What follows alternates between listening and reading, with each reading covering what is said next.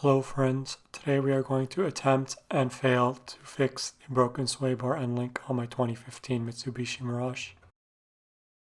With the front sway bar end link broken, the car has independent front suspension and is slightly more comfortable when driving straight over things like potholes, as the front wheels can now move independently. But as you can see here, the side-to-side sway is still being limited by the rear torsion beam, which acts as a sway bar.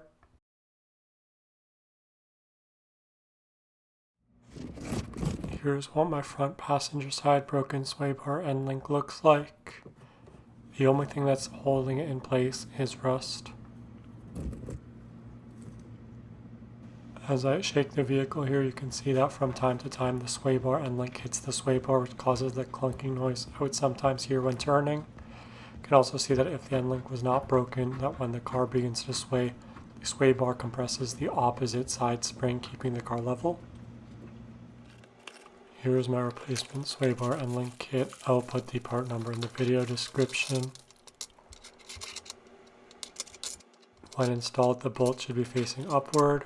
So it goes washer, then bushing, then this is where the lower control arm goes, then bushing, then washer, then this tubular spacer, washer, then bushing, and that's where the sway bar goes, then another bushing, then another washer, and then this knot of the nylon lock.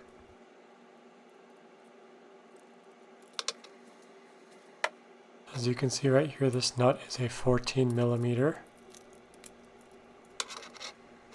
But if we go to the other sway bar end link, you can see this 14 millimeter socket does not fit on the nut. The manufacturing tolerances on this are not great. I've already sprayed the sway bar end link down with WD-40 and let it sit for a while.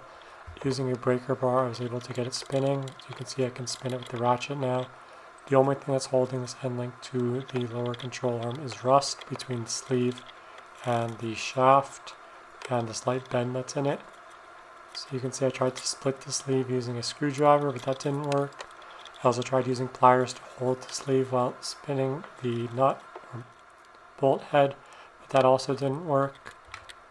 I thought I'd be able to do this while on the ground. I don't actually own a floor jack, which is why you see me working at this awkward angle.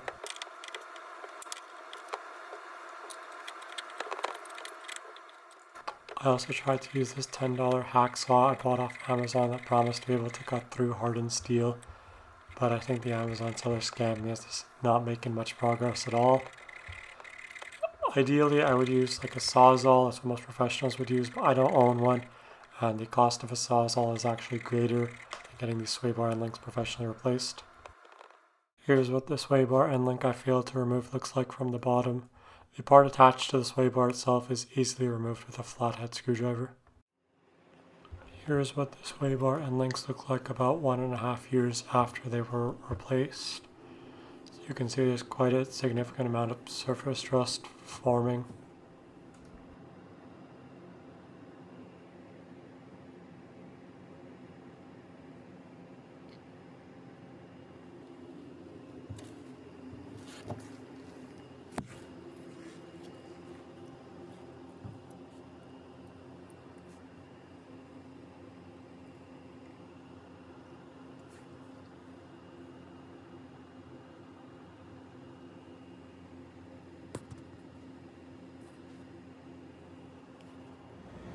For reference, here's how much the car shakes side to side post sway bar end link replacement.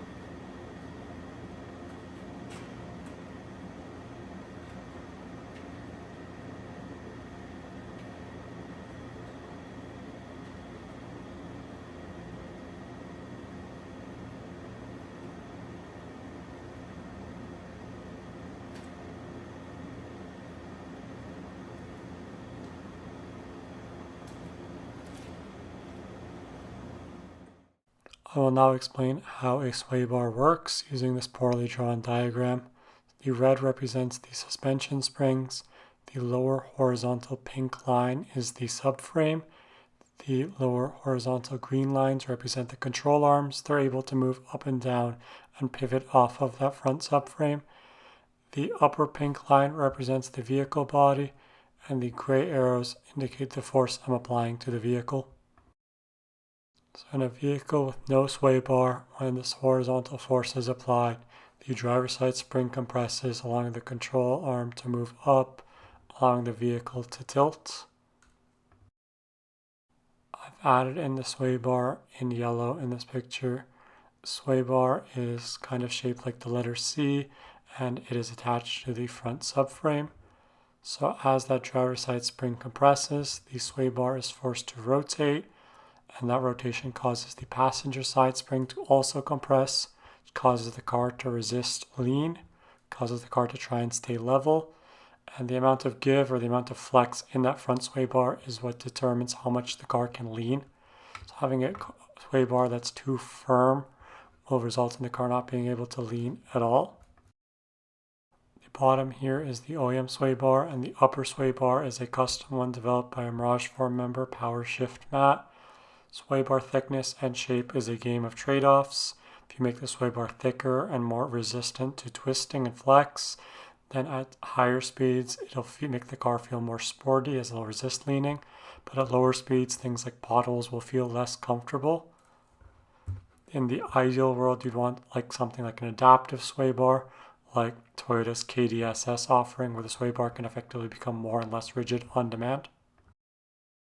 In some markets, you're even able to buy the Mitsubishi Mirage without a front sway bar on some trims. Here's a diagram of the front suspension. Note the central bushing that holds the sway bar to the front cross member, also called the front subframe, which is what the sway bar is pivoting against. Here are the installation instructions, including bushing orientation and tightening torque for the cross member bushing. The tightness of the sway bar end links is determined by the amount of exposed thread. It's done like this because the self-locking nut and the rubber bushings have inconsistent compression rates and tightnesses, so torque value cannot be determined easily. Thank you for watching. Please leave any questions, comments, concerns, or feedback down below.